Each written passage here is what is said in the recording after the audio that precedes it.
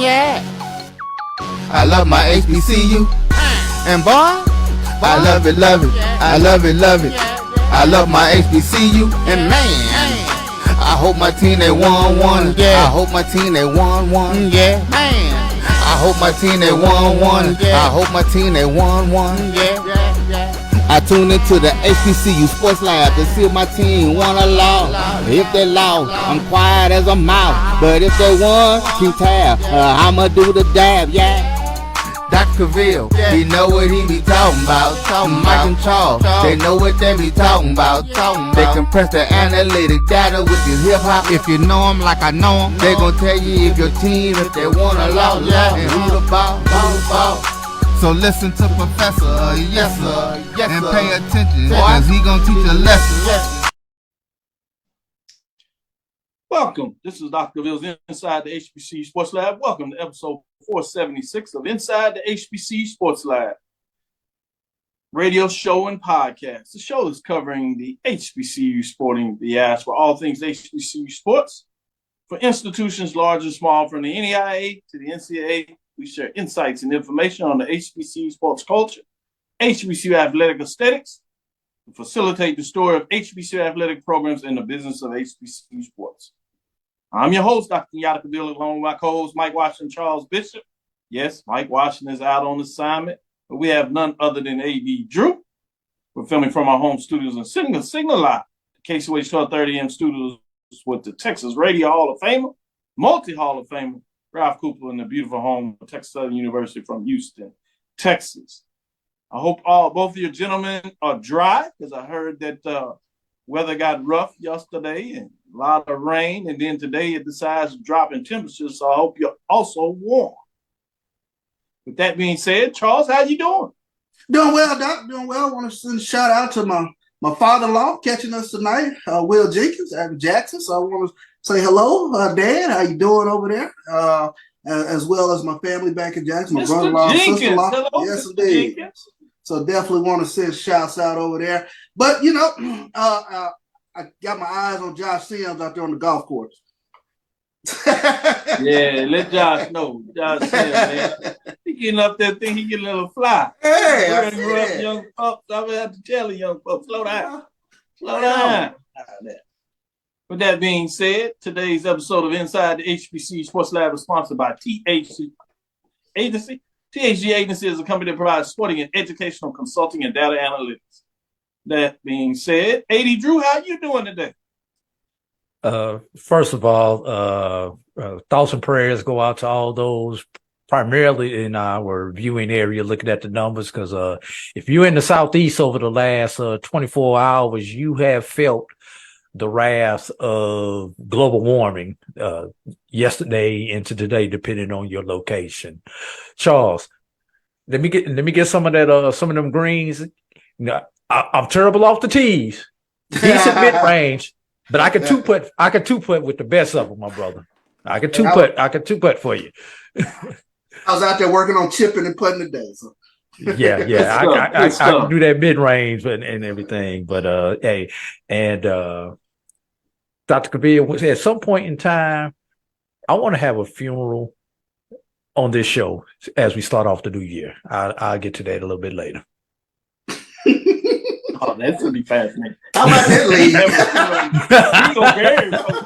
I want to bury something in 2024.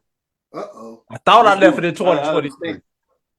Yeah, let's leave it over there in 2023. If that don't capture your attention, I don't know what will. Shout out to the lab listeners. Speaking of that, with that being said, as you notice, I'm transitioning to basketball. I know there's some football things going on out there, and we just can't get rid of it. But I'm moving to basketball. I'm excited about basketball. We had our first conference games at the Division I level for the MEAC and the SWAC this past weekend. I think I'm going to rest my case. I'm going to bring out my poll rankings week 1, and we're going to see what they look like as we get into basketball. Tried to slide down to basketball in week 0 last week, as I like to call it, as we transition from football into, pre-season, non-conference season, if you will, for basketball. And even that got off the rail with more football talk. This week, I promise, basketball. or maybe not so fast. The Charles, you want to pigskin open it up gonna with take some news? Right. Maybe not so fast, Charles.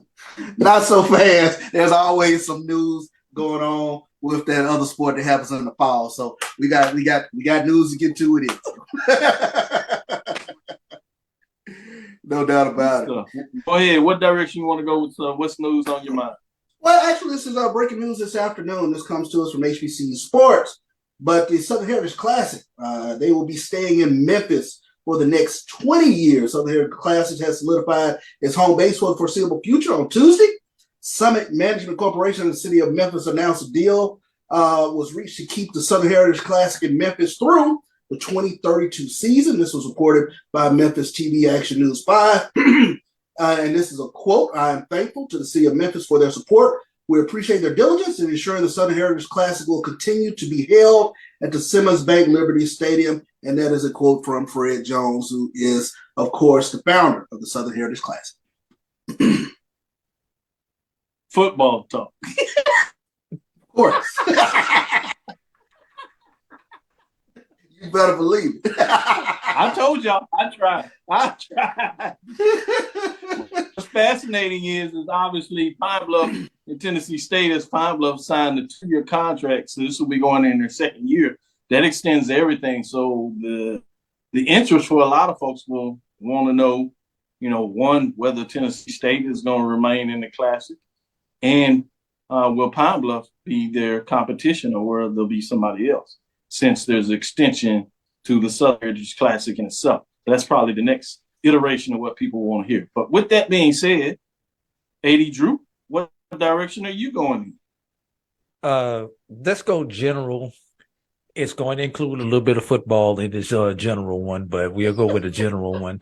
And that is going to be HBCU Go secures a multi-year media partnership with the SIAC, including first sport that they list is football, Dr. Cavil. I'm sorry. It's in the headline like that. Men's and women's basketball and the Olympic sports through 2032. And this comes from the SIAC.com. Byron Allen's media group, AMG, is proud to announce a 10-year media rights partnership with the SIAC that grants HBCU Go cable, linear, streaming, broadcast, VOD, which is video on demand for those who don't know the lingo, and pay-per-view rights coverage to all SIAC team sports through 2032. These include regular season contests for football, men's basketball, women's basketball, and Olympic sports. Said Byron Allen, this is a historic moment, and said Commissioner Anthony Holloman, we are thrilled to announce our partnership with HBCU Go through this innovative streaming platform. We invite fans from around the world to join us in celebrating the indomitable spirit of SIAC culture. And you can read more about this by going to the SIAC.com. Big news with HBCU Go. And I like how both of y'all, I said I'm going to move to basketball, and y'all found a way to put it in football. That was unique. That was pretty mine was in the headline. I couldn't avoid mine. Neither one of you broke code. It was HBCU News of the Day. I'm not saying that. I just love the way y'all did that. It was pretty good.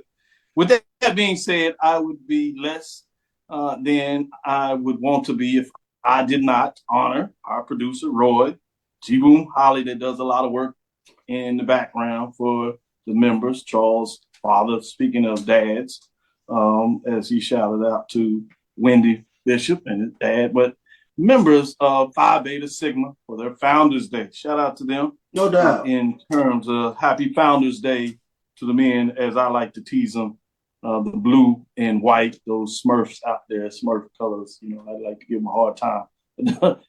Good guys as they do the work of the community in all seriousness around the world, and a significant brotherhood that represents some of the best and the brightest men and out there in the forefront, particularly for our communities. So did want to shout that out. But as I promised, I said I was going to get to some basketball, so I'm putting this out. SWAC 2023-4 Men's and women's basketball HBCU gold schedules are set, as they will be doing it for the SWAC January 6th. That was Alcorn State, Jackson State. I got to watch that game, so I was excited about that. Shout out to Jackson State getting that victory against a rival. Big game. Close for a half and a cool away in the second. Getting it done, obviously winning on the men's, what I was just referencing, but the women of Jackson State continue to do what they do as they seem to get back in the mold to recapture the crown for the SWAC in terms of the tournament, as they earned the regular season last year regardless. January 20th, Southern at Grambling. Nice rivalry game there. January 27th, Alabama A&M in Houston right here at Texas Southern. February 3rd, Bethune-Cookman in Montgomery. That's at Alabama State, as you know. February 10th, my birthday, Alcorn State at Arkansas Pine Bluff, as they're in Pine Bluff. February 17th, Mississippi Valley State at Alabama A&M. That's Huntsville. March 2nd, Bethune-Cookman at Southern, Baton Rouge on the Bluff. March 9th, Mississippi Valley State at Jackson State, back in Jackson, Mississippi, as they close it out with another rival against Mississippi Valley State. Should be interesting. As I said, we'll get into a little more detail as we get further in the show about some of these conference matchups who may have shocked anybody this first weekend at the major division. We'll focus on that area.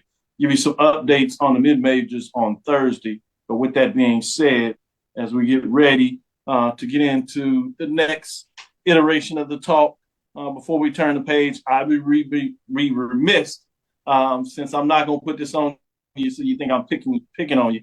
I did want to make sure we represented for Tennessee State as defensive end. Terrell Allen wins 2023 Buck Buchanan Award for HBCU Game Day reported, having already been named 7 different All-American states and earning 4 different defensive back players award. Tennessee State football, Terrell Allen garners his biggest postseason award on Saturday night, as he was named the 2023 Buck Buchanan Award winner at the FCS National Award Banquet, giving annually to the National Defensive Player of the Year in Division I FCS college football. Allen was named the Big South OVC Defensive Player of the Year, led FCS in sacks, 14.5, sack yardage, 123, tackles for loss, 28, tackle yardage for loss, 149 during the regular season. Little Rock native finished the season with 65 tackles, 44 solo, 21 assists, forcing 5 fumbles and logging 10 quarterback hurries. He was getting it done. He had a 4-game span, finishing with 4+ tackles for losses, and set a Tennessee State University record with 6.5 against Linwood, while recording 10 tackles, 4.45 sacks in a contest. His 28 tackles for losses is a new TSU single-season record.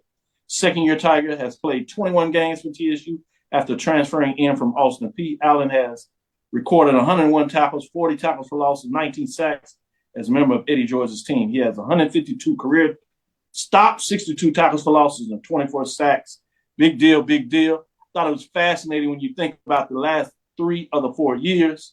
The Buck Buchanan winning happened to come from HBCUs.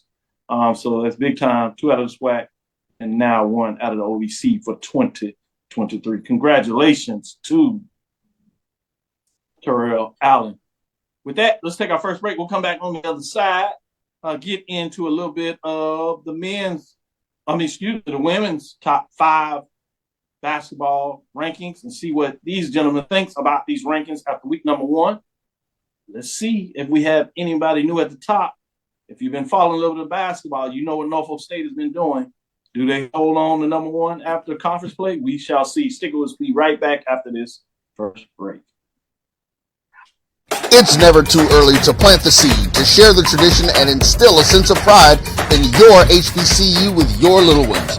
HBCU Pride and Joy Children's Boutique helps you share your school spirit with a wide selection of adorable kids apparel and accessories officially licensed from your favorite HBCU. Visit hbcupridejoy.com and follow us on all social media at HBCU Pride Joy on Facebook and Twitter. This is Ryan Fulford. AD Drew and I are co-hosts of the BCSN SportsWrap. We talk about all things related to HBCU athletics. From the games, teams, coaches, and fan interest stories, we cover it all. You can find our shows on Facebook at BCSN SportsWrap, YouTube at MyJBN Online, and everywhere you listen to podcasts like Anchor, Spotify, Google, and Apple Podcasts. You can also find the show on the Jericho Broadcast Network's app. Make sure to download. We look forward to you joining the conversation and being a part of the show. I'm returning to Clinton Paris, and Tampa's my community. I grew up here, went to school here, and my wife and I make our home here. What makes Tampa special are its people. So when I represent someone injured in my community, it's personal. Call my office and speak to a real lawyer and not some referral service. I will fight the insurance companies to get the settlement that you deserve. At the law office of Clinton Paris, we take the pain out of being hurt.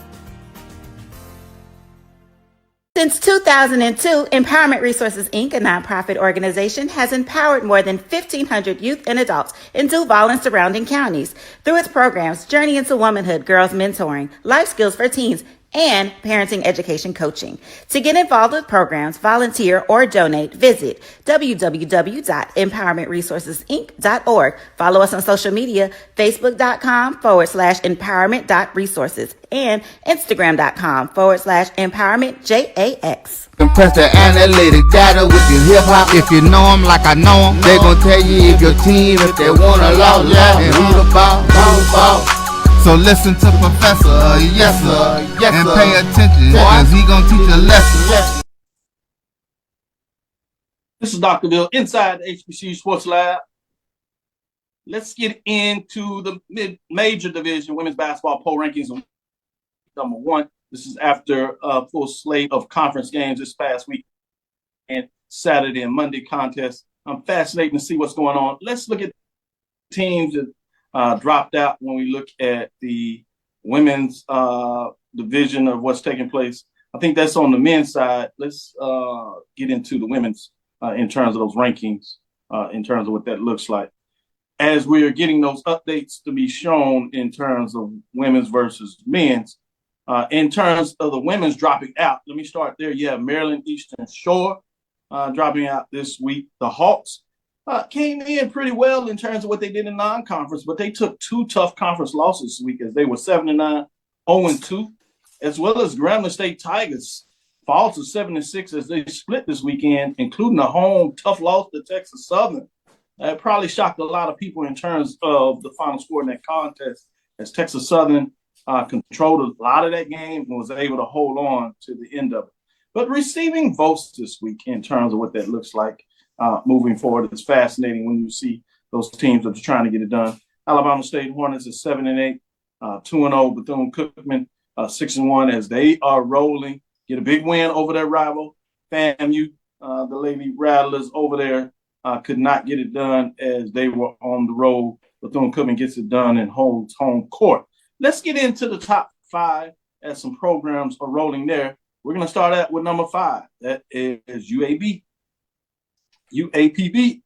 Arkansas Pine Bluff, the Golden Lions, just continue to roll. They were 7-8, 2-0 in terms of what that looks like as they're rolling with 49 points, as they were not ranked last week in those poll rankings, but they dominated in their contest. They had a 75-67 win against Alabama A&M as they pulled away late in their contest, but then they got their 30-spot win as they beat Alabama State. Check this out, 85-52 in that matchup.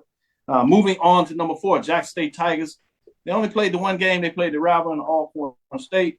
They improved to 6-1, 1-0 in the conference race, 57 points, as they were not ranked, but they jumped into the top 5 this week.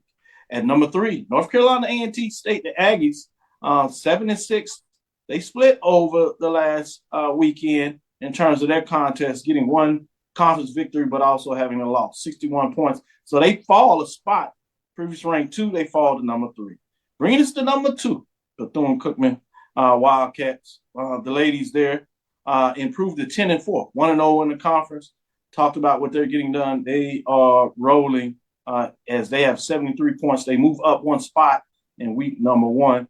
Bringing us to Norfolk State, the Spartans, 12-4, 2-0, 8 first-place victories, 80 points. They have all first-place points as they are rolling. Bethune-Cookman comes in with 6 Division I wins at number 2. But guess how many Division I wins coming into conference play that Norfolk State Spartans had? They had 10 Division I wins. This is the real deal. This team is rolling. They had a 61-point victory over South Carolina State, 94-33. You know, we see these scores oftentimes, and we see some of these non-conference matchups with the top Power Five. You see these 40, 50 points. Well, Norfolk State did it in conference play. That was amazing. Well, some would argue probably the next best team in the rankings was North Carolina Central. They beat them by 21. And that was on the road. Both of those games were on the road. So the question for a lot of folks is not whether you see Norfolk State as number one, but can they go through the conference undefeated? And what will be the margin of victory? Obviously, we've seen this a couple of years ago with Jackson State when they were rolling. Well, it looks like Norfolk State says they want a little bit more of that attention. We'll see. Let me go to you first, Charles, and see what are your thoughts in the terms of the top 5 teams in week number 1 for Dr. Ville's poll rankings on the women's side. Very strong opening 5. When you take a look at, we knew UAPB was going to be one of those teams that was going to come back in very strong. Jackson State strong. North Carolina A&T coming back strong. The team for me to highlight is Bethune-Cookman. When you're talking about a team that's back in the basketball business, when a blue blood type team, when you're talking about multiple seasons with 20 plus wins over there in the MEAC conference, and now kind of getting their footing in the SWAC. But a great win over Florida A&M, 6 Division I wins thus far. A nice win over Mercer that I've seen. And they got a couple of ladies. Chanel McDonald, she can fill it up.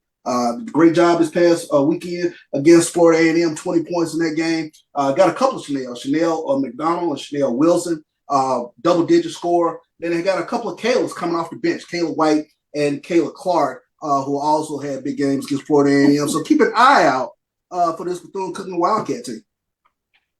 Yeah, I will keep my eyes on it. And AD would know this as I transition to him. It's a tough place to play in Daytona down there in that gym regardless. And when they're really good, they're really good.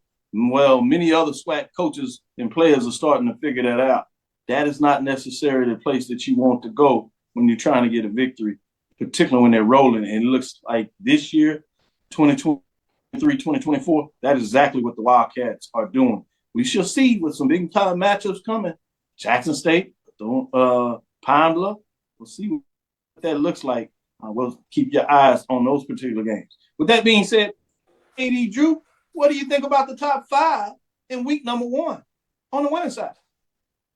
Charles, it's very interesting that your commentary, you kept talking about that school on the beach being FAMU for over half of your commentary. I did take note. I did take note of that, my brother. I just want you to know I'm keeping that up, man. I'm keeping up with it. My bad. No, and Dr. Cavil, you talked about that Norfolk 60-point victory over South Carolina State, and that wasn't the largest margin of victory over the last week, but we'll leave that one where it is.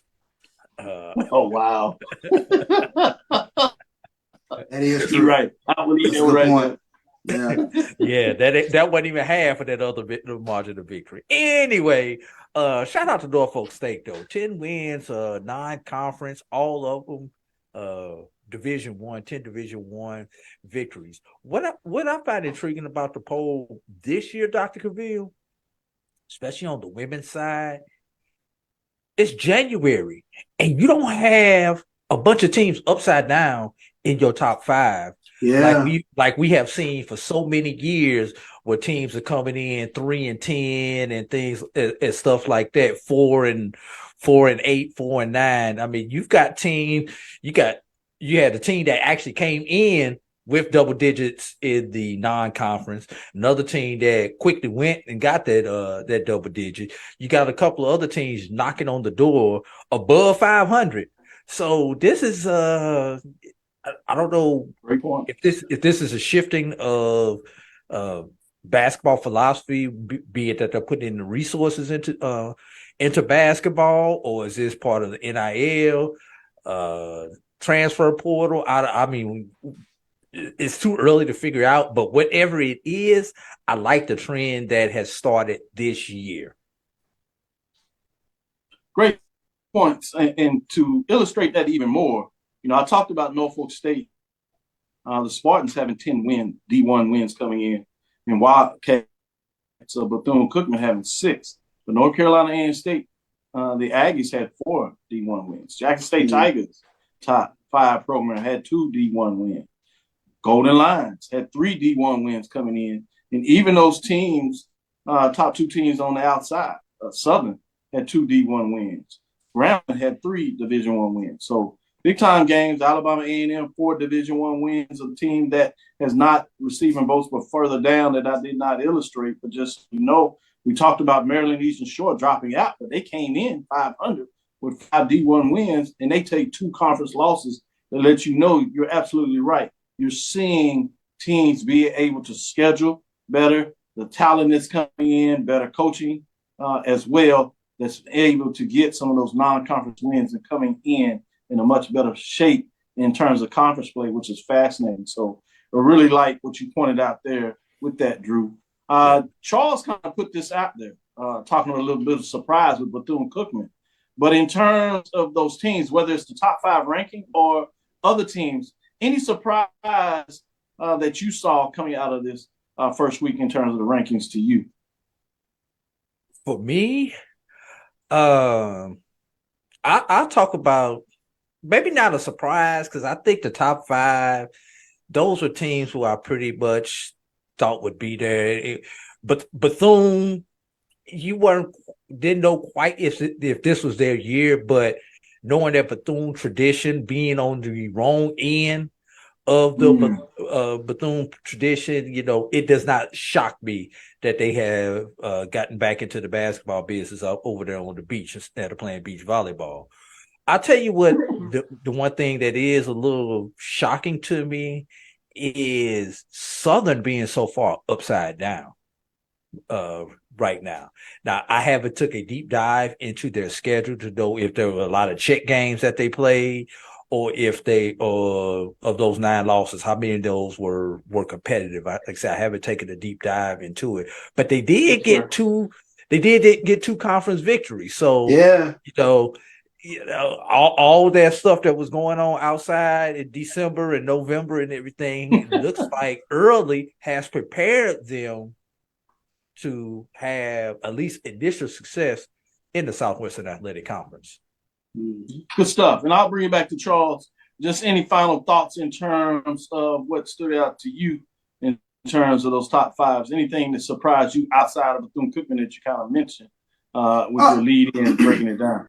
No, I mean, I think Southern. I think AD touched on it. I mean, when you talk about the Southern Jaguars team, that was 2 good wins this past weekend, and they picked up where they left off. I think that was the big thing that you just kind of want to see. I know it's very early in the season, but just continuing that momentum in terms of taking what they did in the SWAC tournament and applying it to the first couple games here in SWAC play. It just shows the depth of the league in terms of parity. I mean, you're gonna have teams fighting it out. It looks like over there, definitely in the West, when you're talking about Southern and Arkansas Pine Bluff. I'm sure Grambling will be in the mix. We'll see what Prairie View can do when teams have to make that Texas 2-step. But then you're talking about teams in the East: Alabama A&M, Jackson State, Bethune-Cookman in the mix. So it's going to be a fun year. I'm looking forward to it. Can I ask one question before we go to break? Quick question. Go ahead. So, all right, FAMU Valley probably not going to get in. Who are the other 2 that are going to be left outside? I need a couple of more games. I agree with you that FAMU and Valley are probably really going to struggle. 2 of the 4. I might add Alcorn to put you 3, but to get me to that 4th one, it's going to be hard for me to put somebody out there. You talking about jumping on the limb? Charles, you want to jump out there? It might be a fight. It might be a fight for Texas Southern, but that was a good win. It was a good win to start. Things off. That helps a lot. You're right. You're looking at the Texas Southern. That's probably that 4th one. But traditionally, you're right. The first 2 spots down there, they're kind of easily eliminated when you're going in those last 2 3 weeks, but it seems to always be a fight in terms of between 6 to 10. 9 and 8, sometimes 9, 10, and 8, if you would, in that 7th spot. So it'll be interesting to follow. But great question is you start to understanding that you can quickly get out of the mix if you're not careful as you rolling around. To your point, Prairie View has to be careful. They got to come home. They got to get right quick because they're already in a deep hole, 0-2 versus Texas Southern. They snuck out that win against Grambling at 1-1. And the rule, generally for the MEAC or SWAC, you want to split on the road and you want to see if you can get the sweep at home. But Texas Southern did that, and a couple of other teams did that as well. So we'll see what that looks like on the other side, where we'll come back and talk about the top 5 on the men's poll ranking. Stick with us. We'll be right back after this next break. Since 2002, Empowerment Resources, Inc., a nonprofit organization, has empowered more than 1,500 youth and adults in Duval and surrounding counties through its programs Journey into Womanhood, Girls Mentoring, Life Skills for Teens, and parenting education coaching. To get involved with programs, volunteer, or donate, visit www.empowermentresourcesinc.org. Follow us on social media, facebook.com/empowerment.resources and instagram.com/empowermentjax. The human voice has always connected audiences with experiences. Major brands all across America have trusted CAVIL'S voice time and time again. Conversational, powerhouse, intelligent, and sincere. That's the voice you need for your creative marketing process. KEAVERSVOICE.com. CAVIL'S Voice, CAVIL'S Voice, CAVIL'sVoice.com. Always on, all the time. Nope. Nope. Come on, him? Ooh, I like him.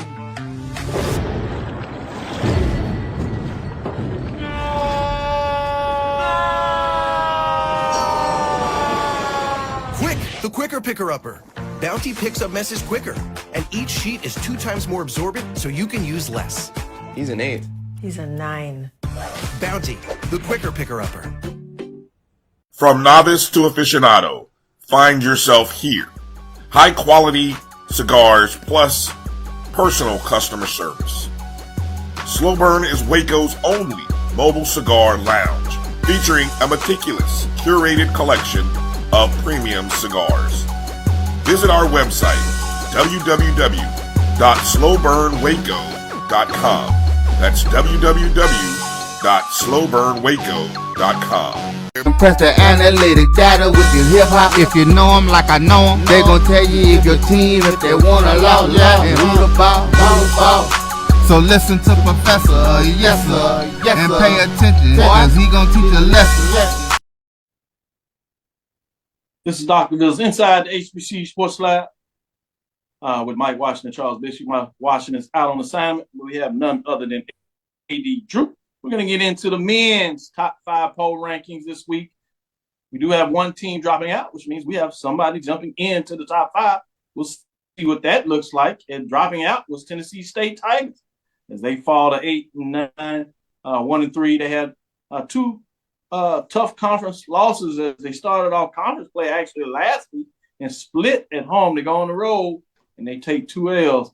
Tough for Tennessee State, especially coming out of non-conference play. They were able to get 4 D1 wins, so expect them to maybe hold the weight a little bit, but it's still early. We'll see if they can right the ship. But trouble is going down there in terms of Tennessee State, if you will. Receiving votes this week are Alabama State Hornets, 7-8, 2-0, and Bethune-Cookman, 6-8, who got a big win. And when I say big win, not because they beat FAMU, but the way they beat FAMU in that March. Now there you go, Doc. I mean, they were playing the all-star game, dunks all along, highlights out there. And credit to Bethune-Cookman because they made sure they got those highlights out of FAMU. I guess they're getting a little retribution, if you would, for what took place on the gridiron during football season. They want to do it to basketball. And they're doing it both men's and women, so it should be fascinating there. With that being said, let's get into our top 5. At number 5, Jackson State Tigers. They are 5-9, 1-0. They get the big win over Alcorn, as we said. This is a team, the Braves, that have won the regular season last couple of years. So the expectation is the Braves going to be in the business. Braves didn't do too well in non-conference play, but this is a team that's tough. You know, they're tough at home, but they were on the road where it looks like Jackson State says they want to be in the race. They finished top 4 last year in the SWAC, and they started on a good way to go opening up the season. 63 points, but they remain in the 5 spot. This is where the new team jumps in. The Southern Jaguars, new coach, new attitude, but they start out actually hot during the regular season last couple of years. Well, they do it again, and they do it against the Texas two-step. So we'll see what that looks like as they improve to 8-7. So they go over the 500 mark, and they're 2-0 in conference play. 79 points. They were not ranked. Had some big, solid D1 wins as they come in with 3, just like Jackson State in the non-conference. So they are playing some pretty good basketball and looking good. At number 3, this name base surprised some people. Delaware State Hornets. They are at 500, 9-9, and they get 2 big conference victories, 87 points. They move up a spot. But check this out as we get into it. When you start thinking about it, they had 5 Division I non-conference wins. So I knew they were pretty good. In week 0, they were ranked 4, so they move up a spot this weekend. And number 2, Norfolk State Spartans, probably the game of the week, was not on Saturday. It was on Monday. Norfolk State gets it done on Saturday. They beat up on South Carolina State 79-72. Shout out to the Bulldogs that were very respectful in that matchup. But the game came on Monday.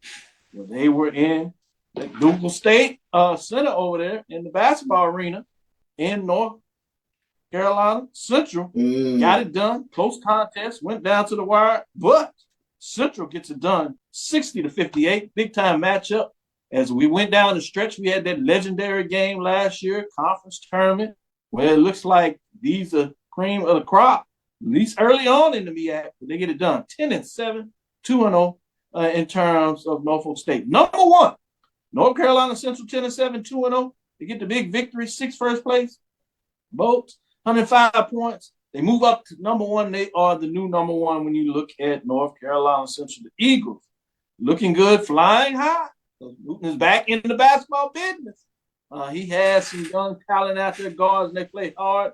Very talented coming in with 4 Division I wins. Norfolk State had the most coming out of any of our HBC programs with 6 Division I wins. But it gives you some indication of how good North Carolina Central is. Fascinating to see what that looks like. Drew, I'm going to go to you first this time. What are your thoughts on the top 5 teams in the major division for HBCU men's basketball in week number 1? I will start off with the question that you asked at the end of the segment when we were talking about the women. Which of these teams in the top 5 surprised me when I look at this poll? That would be the Hornets of Delaware State. The other 4 teams are essentially your blue blood HBCU basketball teams, the teams that you expect to be in the mix. And then your team receiving votes, Tennessee State, you also expect them to be in the mix. And even when you the team that dropped out, and then when you look at the other teams receiving votes, Alabama State, Bethune, Bethune used to play some basketball down there. They got an former NBA player as their coach. So you expect them to start figuring it out sooner or later. And Howard, the last couple of years has really been a force in the MEAC. But the one team that sticks out like a sore thumb is Delaware State. And when I take a look at Delaware State, I mean, you got this kid, Jevin Muniz. He put up a 30-piece the other day against Morgan State, scoring 31 points, and then Martez Robinson jumped in with 19. And when Muniz is not putting up points, he's dishing out dimes because he led the team in assists in the other game that he played this week. That game being against Coppin State, where he had 5 assists, but Robinson, Mr. Consistency, put up 13 points in that game. Heck of a 1-2 punch for the Delaware State Hornets is Robinson comes in averaging 17.3, and Munez is averaging 14.5. And then you got another Tavares right there at 9.9 points. So you got three of them essentially in double digits for this team that no one is probably had it. If I go back and look at the preseason polls, I guarantee you they were either 5 or 6 in the preseason polls there. So Howard, it's gonna be a little tough for you to be in that number 3. We got a new top 3 in the MEAC, and Coppins has always been up there also. So we may be seeing the changing of the guard in the Mid-Eastern Athletic Conference. Already up in the MEAC, Howard may be in some trouble. Howard and Coppins. Yeah. They did split. They found a way to get a victory, which was important. South Carolina State for a lot of that second half.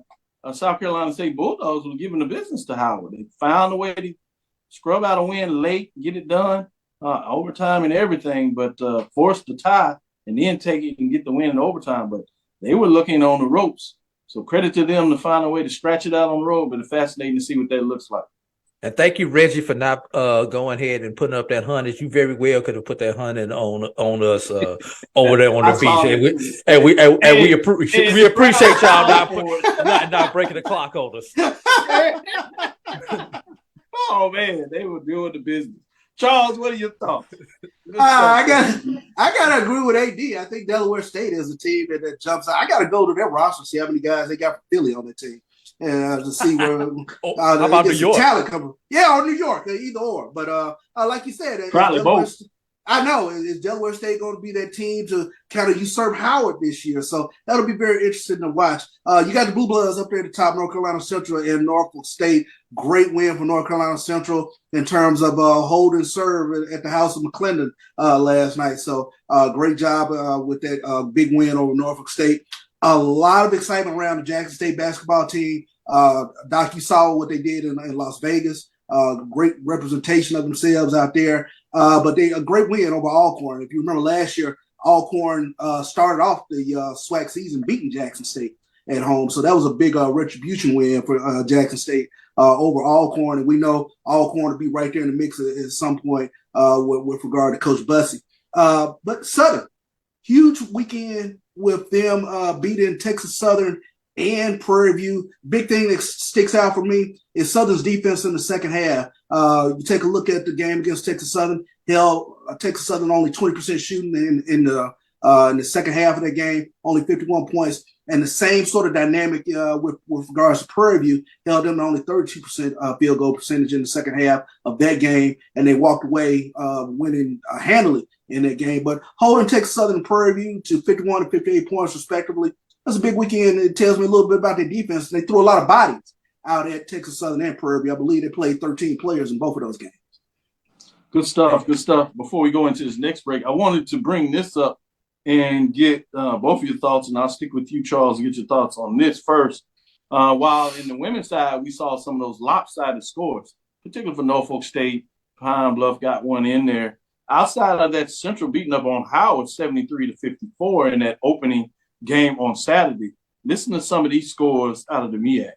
Norfolk State beat South Carolina State just by 7, 79-72. Delaware State gets by Coppin State 55-53. And then Maryland Eastern Shore just edges out Morgan State 75-74. Then on Monday, when you look for what takes place, Howard over South Carolina State was 82-78. You had a 12-point victory by Delaware State over Morgan State, but Central just gets by Norfolk State 60-58. And then Coppin State was a 3-point winner in overtime over Coppin State over Maryland Eastern Shore. That was Coppin State defeating them 58-55. I'm not finished. Let's go on to the SWAC. Jackson State, as you know, was an 8-point win over Alcorn State. And that game was to be had late into it, and they pulled away a little bit, but still was just an 8-point game there.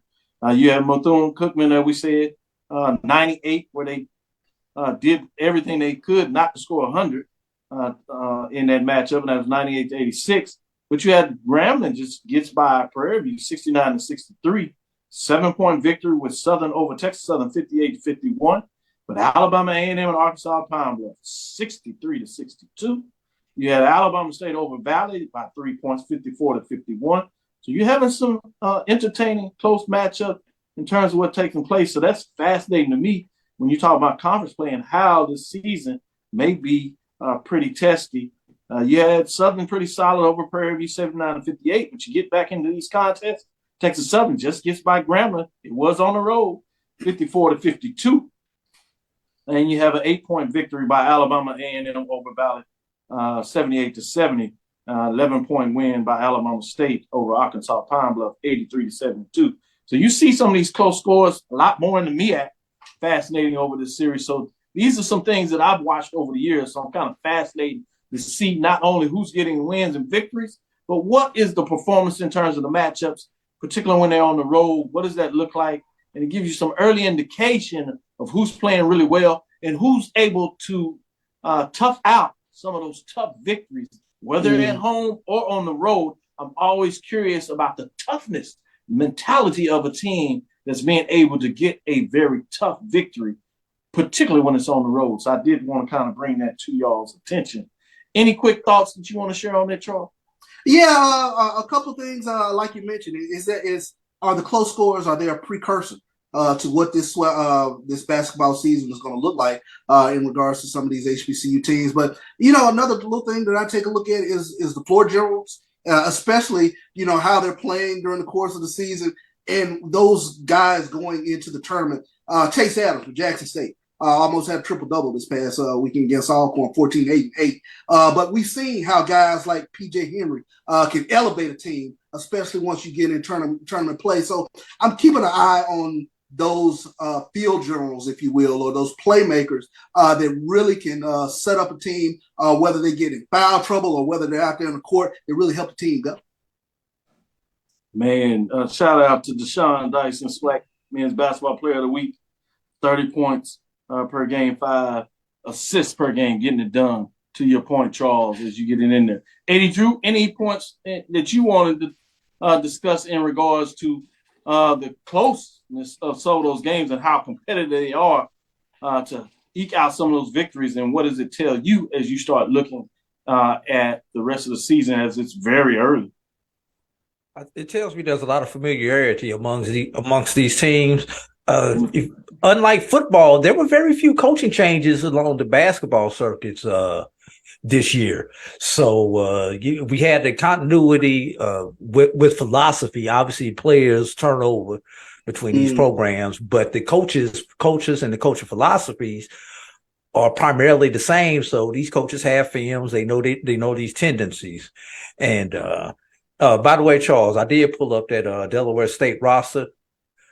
Some of the places that I see: Detroit, Michigan; Wilmington, Delaware; Baltimore, Maryland; San Diego, California; Baltimore, Maryland; Charlotte. I thought I saw a DC in here. I think I saw a DC when I scrolled down here earlier. A couple from Pennsylvania, but none actually from Philly. But some of those Pennsylvanias may be some suburbs, so you never know. No doubt. And there was a Jersey in there too. There was a Jersey in there. Okay. Yeah, it's close enough to New York as they play pretty big time basketball over there in that area. I know the New Yorkers kind of get on me for that, but just saying. With that, we'll take our last break. We'll come back on the other side and give you some thoughts before we get out of here and give you your HBCU news of the week and prepare for Thursday to give you some mid-major updates in love with those top 5 teams. Stick with us. Be right back after this last break.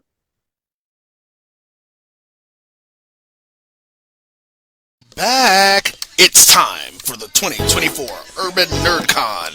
Join us in Atlanta, Georgia, April 26th through the 28th at the Cortland Grand Hotel. Special guests include Underworld creator Kevin Grievous, Gary Gray from Fairly Odd Parents, from Nickelodeon, Giovanni Samuels, the Science Machine Michael Green, the Sci-Fi Sisters, and from Spaceballs and Star Trek Voyager, Tim Russ. Hi, I'm Tim Russ. Join me April 26th through the 28th at the Cortland Grand Hotel in Atlanta, Georgia for the Urban NerdCon. Our heroes, our villains, our stories, everyone con. I'll see you there. Live long and prosper. Visit theurbannerdcon.net to get your buy one, get one free badges before the price increases. Remember, our heroes, our villains, our stories, everyone's con. See you there. Itchy, squirmy, scratchy,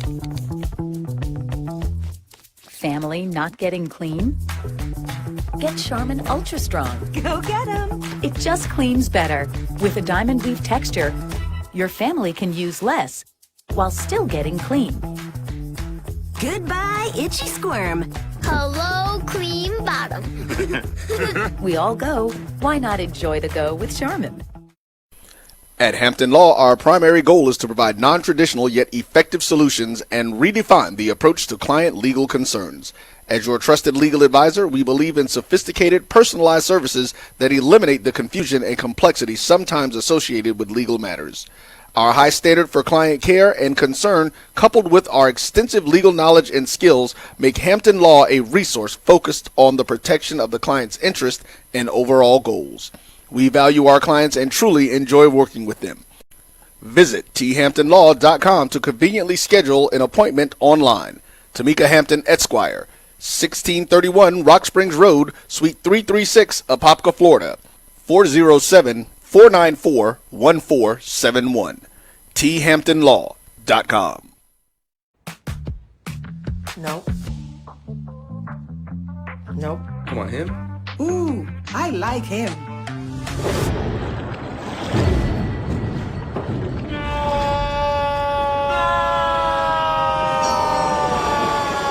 Quick, the quicker picker-upper.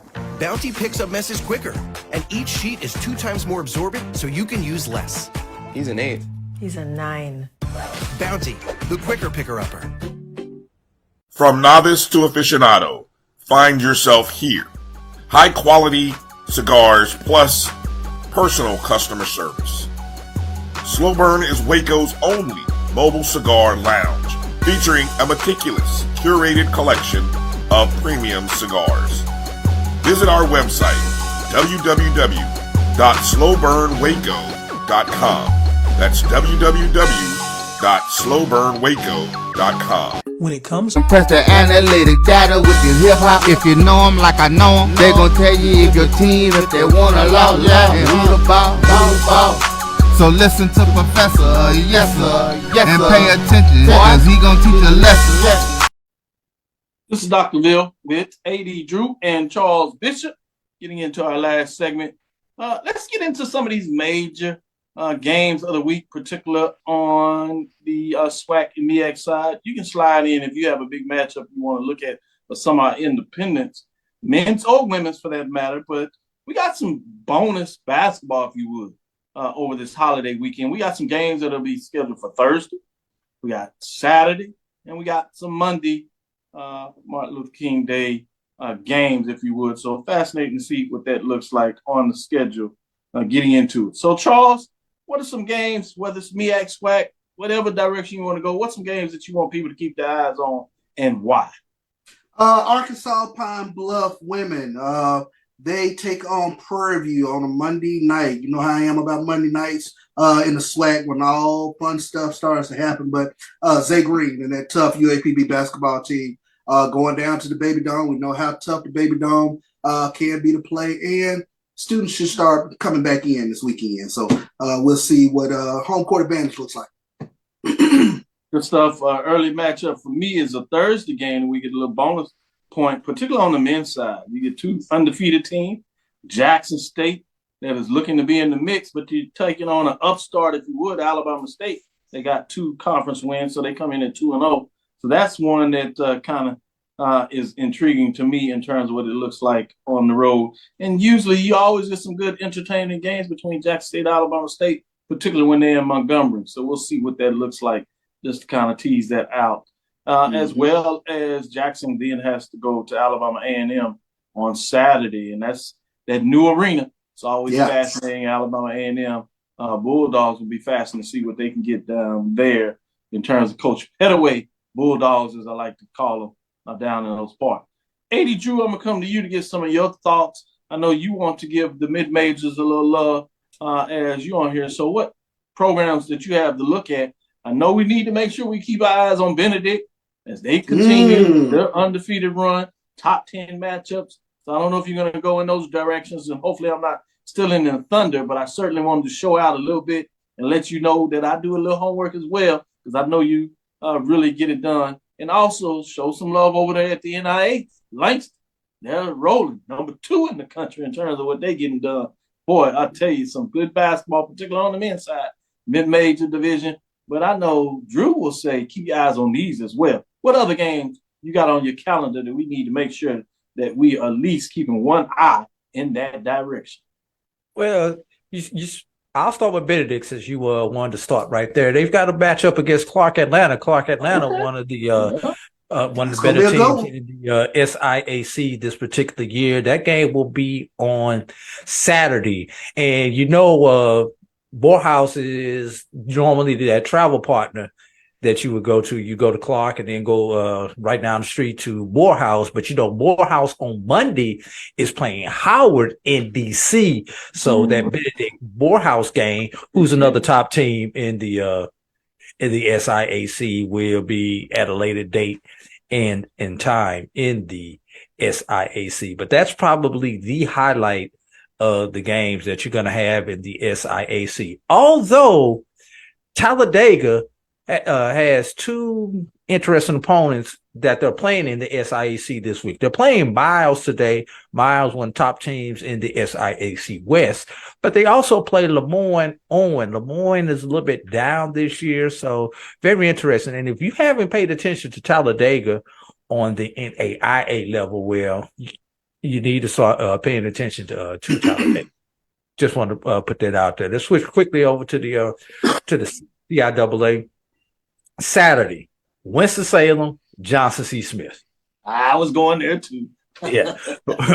Winston-Salem and Johnson C. Smith. I think that's going to be a very interesting matchup right there. Quickly going over. Winston-Salem State comes in at 11-3-5-0 as you talk about that. So Johnson Smith 8-4, 3-2. So great matchup when you talk about keep your eyes on that one.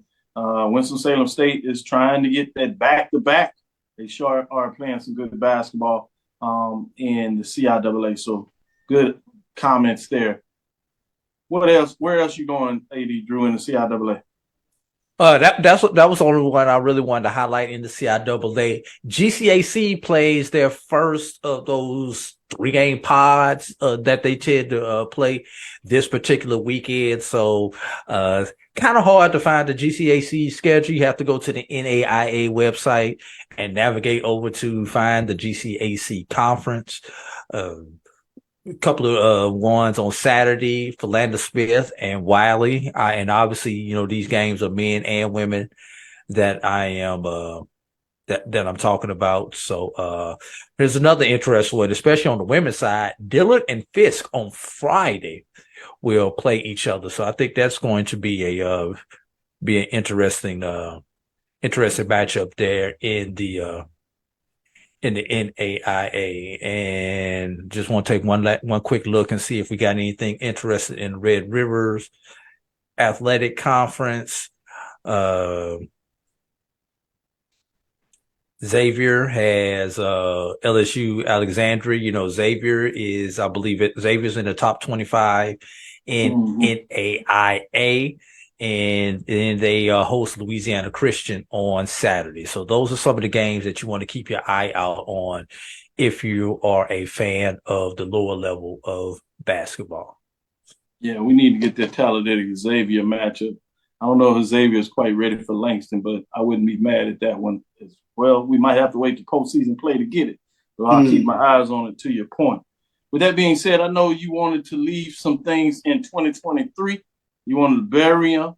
What was that, as you kind of teased out at the beginning of the show? I didn't want to forget it. So let's let A.D. Drew talk about what he wants to put some sand on and keep under the dirt in 2024. Dr. Cavil, if you remember about maybe 10, 15 years ago, we had this big old ceremony where we buried the N-word because we wanted our youth to stop using the N-word so freely. And to a point, it has worked over the years. Now, I want to bury the FCS Celebration Bowl debate. First of all, if you did not play at that level, it's kind of hard to come in. Kind of hard to come in with that argument. If you have not worked at that level, if you've not been administration at the level, and for those of y'all whose school have never been in the Celebration Bowl, of course you're going to kind of skew towards the FCS playoffs. I happen to have attended one of the schools that has done both. Joshua Sims now has attended a school, is alumni of a school that has done both. And there's one other school out there, J.B. Walker, is an alum of a school that has done both. It's 3-0 for us as far as Celebration Bowl versus FCS playoffs. And I guarantee you, if you keep going through the polls, players, administrators, coaches, fans, they are going to lean towards the Celebration Bowl. And, you know, I'm just tired of the people who have never had any skin in the game telling us how we should feel. That we are going to some, you know, we're selling for mediocrity.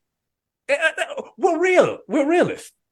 We don't get the funding that a South Dakota State or Montana gets. Those are the flagship institutions of their school, like the University of Alabama, University of Texas, University of Georgia, who get all the funding in those particular states. They have no other competition. There is no FBS program in those states. How many FBS programs in Texas, Dr. Cavil? Don't even answer, because you can't even count that high. Right. I'm in Georgia. How many FBS programs are there in Georgia? Alabama, Florida, Mississippi, Louisiana, where a bulk of our schools play, the Carolinas. That money has to be divided, and we know where we're going to get. We get the table scraps out of all. We can't compete. Where when you have a North Dakota who has North Dakota State, they're good players.